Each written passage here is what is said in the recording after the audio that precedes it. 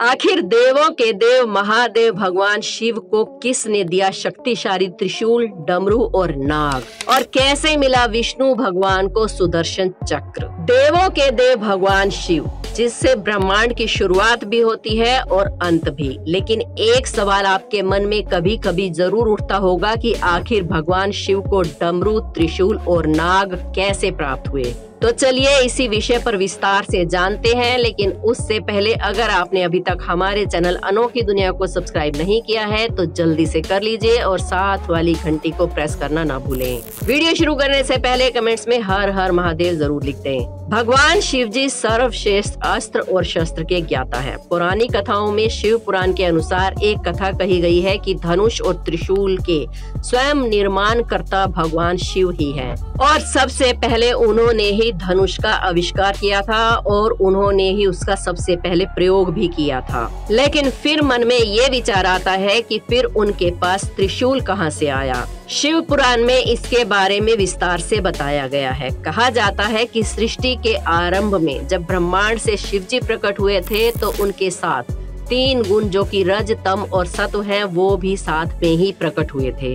यही 3 गुण शिव जी के शूल अर्थात त्रिशूल बने। इन तीनों गुणों के बगैर सृष्टि को बनाना और उसको चलाना, दोनों का बैलेंस बिठाना संभव नहीं था। तभी भगवान शिव ने इन तीनों गुणों को अपने हाथों में एक शूल में बांध रखा है, जो तीनों शूल मिलकर त्रिशूल बने। अब आइए जानते हैं कि आखिर शिव जी के हाथों में डमरू कैसे आया। भगवान शिव के हाथ में डमरू आने की भी बड़ी रोचक कथा है। माना जाता है कि सृष्टि के आरंभ में जब देवी सरस्वती प्रकट हुई तो उन्होंने अपनी वीणा से सृष्टि को ध्वनि दी, लेकिन इस ध्वनि में कोई सुर या संगीत नहीं था। उस समय भगवान शिव ने नृत्य करते हुए 14 बार डमरू बजाया और उस डमरू के सुर और ताल से सृष्टि में संगीत का जन्म हुआ। आइए अब जानते हैं आखिर शिव जी के गले में नाग कैसे आया। भगवान शिव के गले में जो नाग है उसका नाम है वासुकी। शिव स्तोत्र में कहा गया है कि वासुकी नागों का राजा है और पूरे नाग लोक में उसी का शासन चलता है। समुद्र मंथन में भी इसी नाग का प्रयोग करके मंथन किया गया था। कहते हैं कि वासुकी नाग भगवान शिव का परम भगत था और वासुकी की तपस्या से प्रसन्न होकर शिव जी ने उसे अपने गले का श्रृंगार बना लिया और उसे नाग लोक का राजा भी बना दिया। यानी वासुकी नाग की भक्ति से प्रसन्न होकर ही भगवान शिव ने उसे अपने गले में आभूषण का स्थान दिया। अब आपको बताते हैं कि सुदर्शन चक्र क्या है और उसकी उत्पत्ति कैसे हुई। भगवान विष्णु की अनामिका उंगली पर विराजमान इस सुदर्शन चक्र को ब्रह्मांड का सबसे शक्तिशाली अस्त्र माना गया है, जो कि अद्भुत है, अद्वितीय है और अतुलनीय है। इसकी तुलना अगर किसी से की जा सकती है तो वो है महाकाल का त्रिशूल। ये सुदर्शन चक्र विष्णु भगवान के पास कैसे आया, इसके साथ भी एक बहुत ही रोचक कथा जुड़ी हुई है। सुदर्शन चक्र एक ऐसा चक्र है जिसके 108 मुड़े हुए नुकीले किनारे हैं। इस चक्र की ऐसी क्षमताएं हैं कि ये पलक झपकते ही करोड़ों योजन का सफर तय कर सकता है। साथ ही साथ भगवान की उंगली से एक बार निकलने के बाद ये सुदर्शन चक्र शत्रुओं का लगातार पीछा करता है और तब तक वापस नहीं लौटता जब तक शत्रु का विनाश न हो जाए।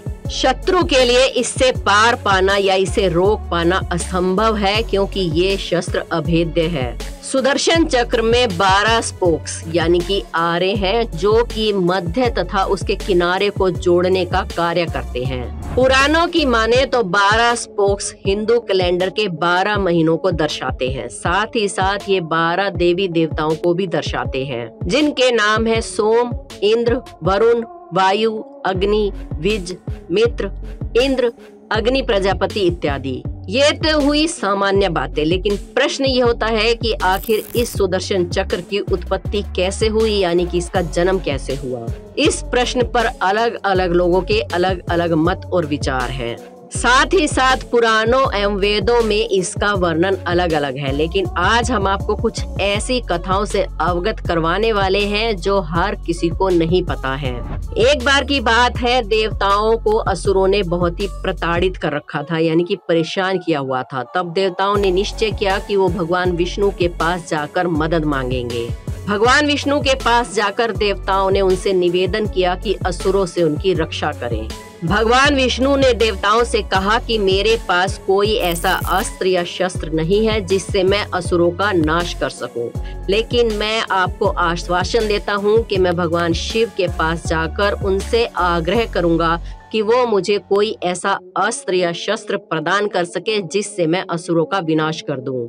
ऐसा कहकर भगवान विष्णु शिव जी के पास गए। जब भगवान विष्णु शिव के पास गए तो उस समय भगवान शिव ध्यान मगन अवस्था में बैठे थे। तो भगवान विष्णु ने शिव जी की आराधना शुरू कर दी, इस उम्मीद में कि वो जल्दी ही ध्यान मगन अवस्था से बाहर आ जाएंगे और उनकी मदद करेंगे। लेकिन भोलेनाथ कई सालों तक इस ध्यान मगन अवस्था में ही रहे।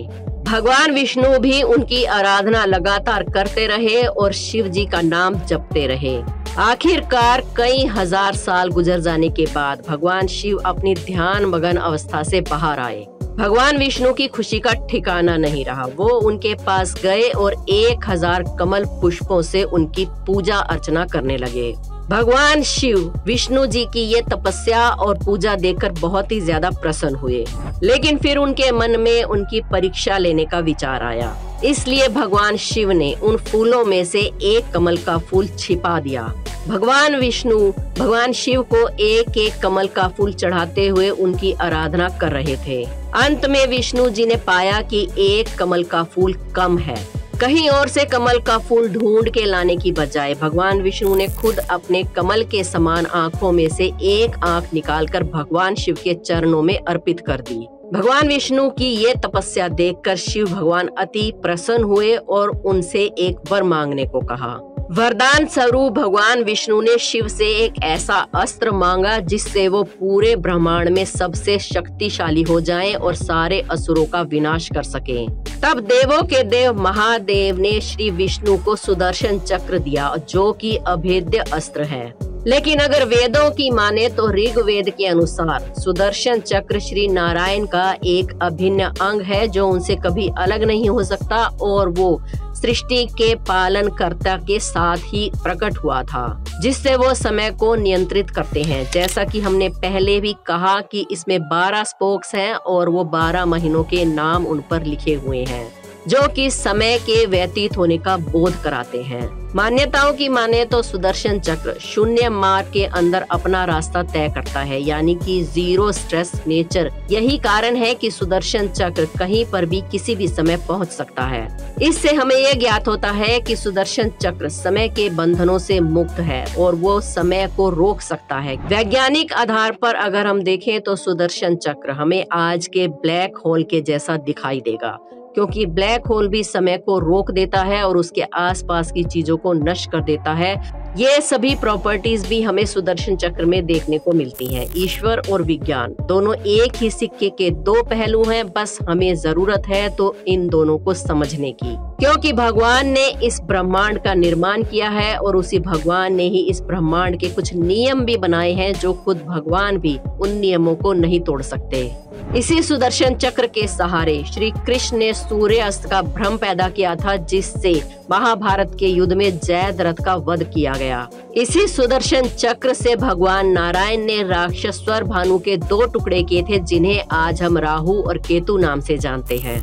यही है वो सुदर्शन चक्र जो हमारे लिए अब भगवान नारायण का दूसरा नाम बन चुका है। दोस्तों, वीडियो पसंद आई हो तो एक लाइक जरूर करें। हमारे चैनल अनोखी दुनिया को सब्सक्राइब करके बेल आइकन को जरूर प्रेस कर लें। कमेंट्स में हर हर महादेव लिखना ना भूलें। कल फिर मिलते हैं एक और नई वीडियो में। जय महाकाल।